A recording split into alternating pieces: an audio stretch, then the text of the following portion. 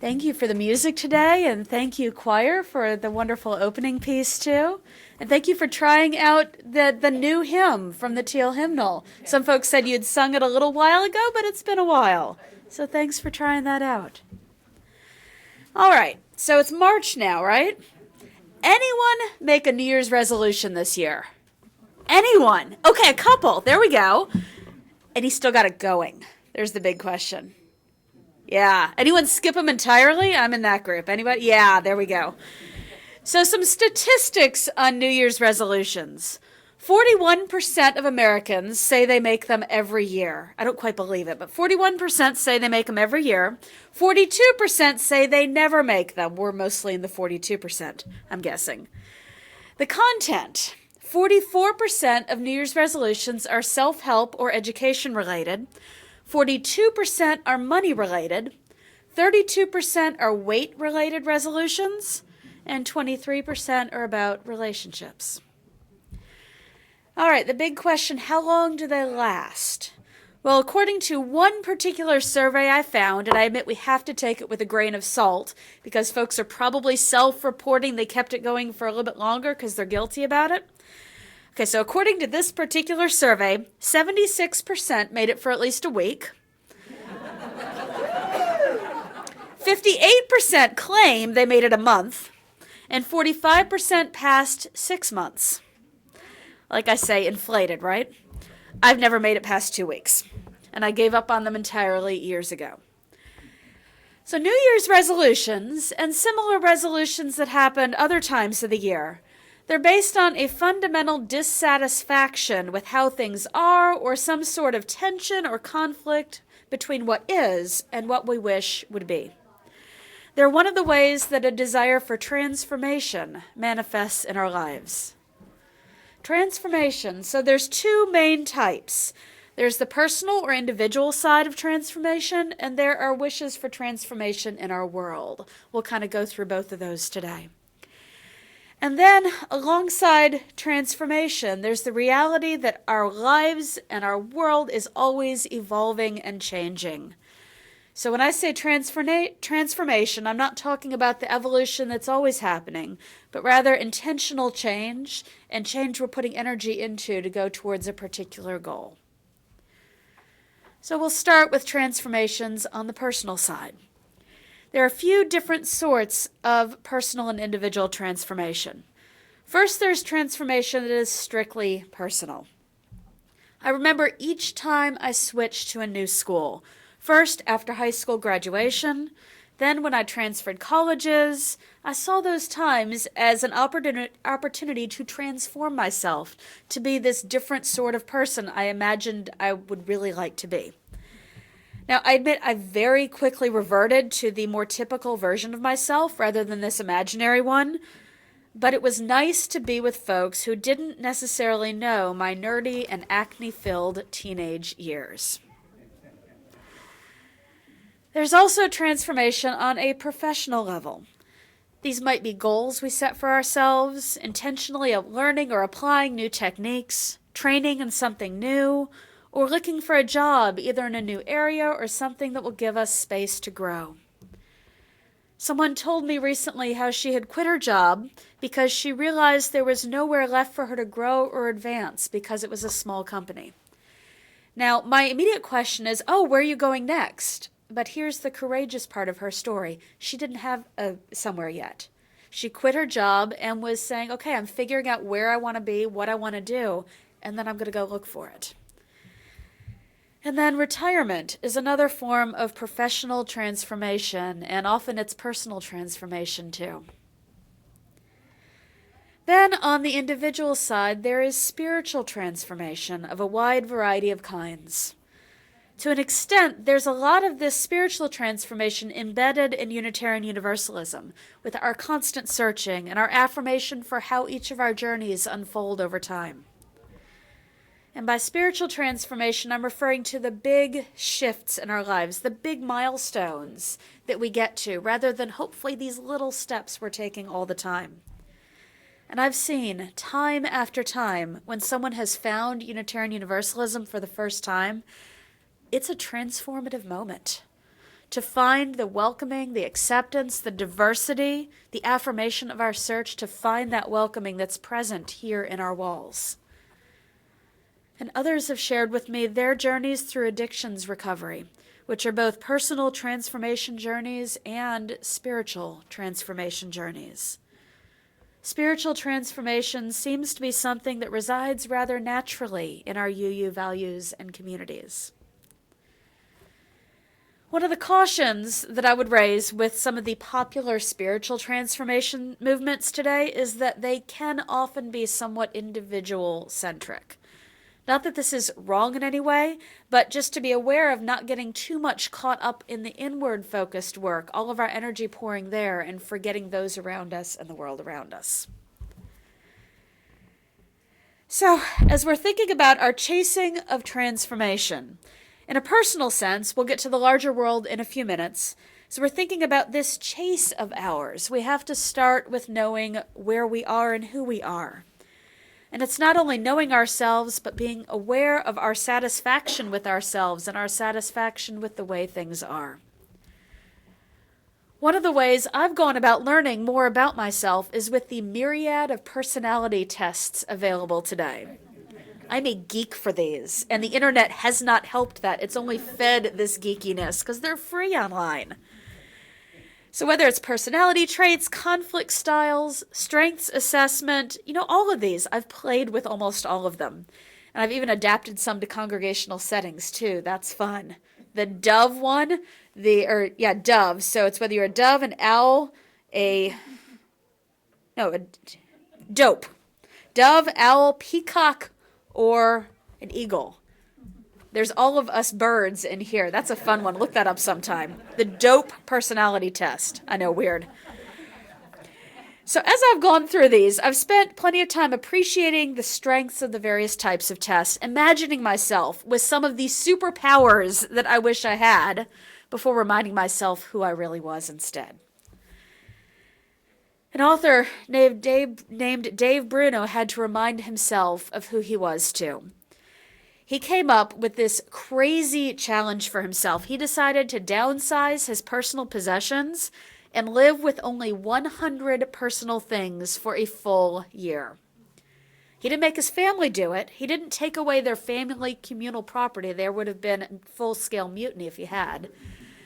Just his own. Now, 100 things is not a lot of stuff. I would guess that I have 100 things in my purse right now. 100's not a lot. What I found interesting, though, wasn't that he came up with this challenge, or wasn't the number of things. What I found most interesting was his process for getting rid of things. He said some were easier than others. Now, that's no surprise, but one particular kind of thing was the hardest for him to let go of. So here's what he said about it. You could say the hardest thing for me to give up was the idea of being a master artisan. But since an artisan isn't a thing, I'll confess, he said, that it was my woodworking tools, which I hoped would get me to the level of master artisan, that were the hardest for me to part with. He admired master woodworkers, and he really enjoyed making things out of wood. So he had decked out his garage with woodworking tools at this master level to someday be what he envisioned becoming a master. But as he made himself let go of the tools, he realized it was actually not about the tools, it was a matter of contentment for him. He had fantasized about his transformation into a master woodworker without really being real about it to himself, without realizing the likely limitation of his own skills or being contented with who he already was. He realized he hadn't spent much time on it, just enjoyed having the tools and the fantasy. It is knowing ourselves, knowing our strengths, our limitations, knowing our satisfaction, knowing what might be realistic as we fantasize about our personal transformations. Now, to a degree, some types of transformation are inevitable in our lives. There's a story that I love about a huge experiment done with fruit trees. Some folks have wanted to see if they could get the fruit trees to bear fruit year-round. And so they built this huge biosphere, more than just the small greenhouses, this huge biosphere, so it could have its own internal atmosphere that they could control and control the seasons this way. So they built it, they planted the trees, and they waited. Well, to an extent, it did work. The trees grew and began growing their fruit, regardless of the season of the snow squalls outside. But in the end, it was an utter disaster. As the trees began growing the fruit for the first time, the fruit would begin to grow on the branch, and then when it got to a certain size, the branch would break. It was happening on every single tree. See, it wasn't about the temperature, it was the wind. The trees needed wind to strengthen their branches, to be able to hold the weight of their fruit. And since they were protected in the biosphere, they never got the wind. They never got the testing and the change to be able to grow their fruit. But for us, as much as we might wish it were otherwise, we're not in a biosphere. So we're getting hit with wind of a variety of sorts all the time, a bit more than usual lately. Some transformation is inevitable. As we're chasing these various transformations, both the transformation we're getting hit with, but the transformation we're seeking. So as we're chasing these, I've got good news and I've got bad news. Why don't we start with the bad news? Bad news is we're always going to fall short. We'll always fall short of our dreams, our hopes, and our wishes, at least if we're dreaming big enough for it to really be a wish we're chasing. We will never succeed in totally getting to where we wish we would. All right, that's the bad news. Good news? Ready? It's still worth the effort. The challenge between these is being aware of how much energy we're using chasing these dreams of transformation, rather that might be diverted from other work. And there are so many things we could devote our energy to in these times of ours, are there not? The day after the election this past November was a swirl of these. Now, I do want to acknowledge, before I go on, the political diversity sitting in our midst. I've estimated that there are upwards of 20 to 25% of members of Unitarian Universalist congregations who identify as political conservatives. 20 to 25%. And I'd say that's every single congregation, so including the folks right around you, but every UU congregation. So there is a mixture of feelings about the current political climate in each and every one of our congregations. But the reality is that there are many things that are happening that come into direct conflict with our values and our aspirations as Unitarian Universalists. In the organizing world, we talk about it as being, on one hand, the world as it is, and the other hand, the world as we wish it might be. The tension is in the disparity between these two worlds, our current reality and the world of our dreams. Now, before the election, there was still a great deal of disparity between these two. This is what our social justice efforts have been embedded in for years. But now the disparity and the tension are even greater, as is the urgency. And it seems that we're reminded of this urgency every single day of late. I want to stop and talk about this in terms of transformation. With transformation, as we've been talking about it, there's an end goal. On this grand scale, the end goal is the world as we wish it would be. And then there's our specific goals and the specific issues and where we want to see them moving. The question to hold up now more than ever, the question to hold up is what transformations are possible. We're grounded in what is real now, where folks' energy is, and where the urgency is. And I can easily say that there are more needs and more issues than we can conceivably throw ourselves into all at once. And so our visions of chasing transformation in our world have to be rooted in discerning what we can do and what transformations are possible. One of the questions I ask in my pastoral care and back in my hospital chaplaincy time, one of the questions I asked was around hope. I think you have a hope right here in the congregation too. Turns out hope isn't something that I or anyone else can run around bestowing on folks. And really, that kind of non-specific hope isn't really that helpful either, except in deluding ourselves. So instead of this vague hope, I came in with a more specific question. Rather than, are you hopeful? The question, what are you hopeful for? There's a big difference between these two. One is vague, just this vague hope. The other forces discernment and naming our goals. Now that's something that can harness our energy. What are we hopeful for? What transformations are realistic to throw our individual and collective energy into? What are we hopeful for? But there is another side that we can't neglect. Not only what transformations are possible and worthwhile, but also what do our values and our faith call on us to resist no matter what? Going forward will require a mixture of these. I hope that we, every single one of us and our congregations, that we will ever stay maladjusted to the injustices in our world, as Dr. King called on us to do. There are some things that have to be spoken out against and acted against because to do otherwise feels like a betrayal.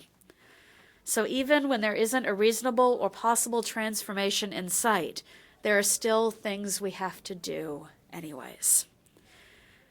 The reality is that progressives are going to lose nearly every single major fight over the next few years. But we still have to fight.